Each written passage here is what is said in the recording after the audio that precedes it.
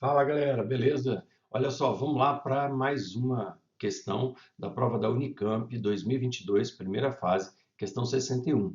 E ele fala para nós o seguinte: a figura a seguir mostra a temperatura da tigela de uma panela de arroz elétrica em função do tempo de cozimento. Ligando-se a panela, Ligando-se a panela, uma resistência elétrica aumenta a temperatura da tigela contendo arroz e água, até que a água entre em ebulição. Depois que toda a água é consumida por evaporação e por absorção pelo arroz, a temperatura da tigela volta a subir. Então, repara bem nessa frase que ela é importante para a gente. Depois que toda a água é consumida, a temperatura da tigela volta a subir, o que é detectado por um sensor e a panela então desligada.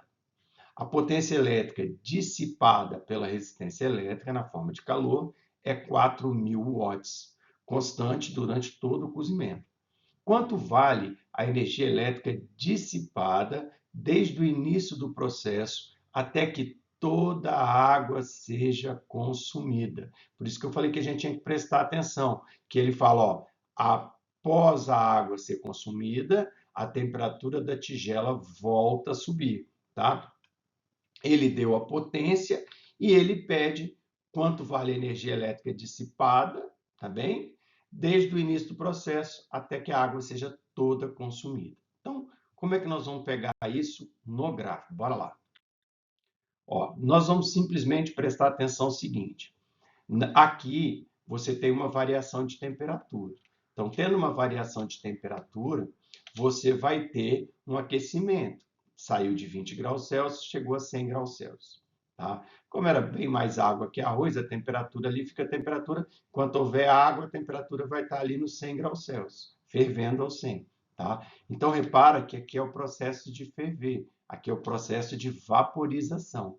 Tá? E repare então que aqui, ó, nos 30 minutos, a temperatura volta a subir. Depois ela cai, tá vendo? Então, quando ela volta, lembra do texto, quando ela volta a subir, o sensor percebe isso e desliga a panela para não queimar o arroz, tá bem? Então, observa que quando vaporiza toda a água, até o consumo de toda a água que estava lá foi consumida, não tem mais água no estado líquido, tá bem? Então, o que que acontece? Esse tempo de 30 minutos é exatamente o tempo para que seja consumida toda a água. Lógico que o tempo está em minutos, tá bem? E aí, o que que eu vou ter que fazer? Energia é a potência multiplicada pelo tempo. Eu tenho um tempo de 30 minutos, 30 vezes 60 segundos, dá 1.800 segundos.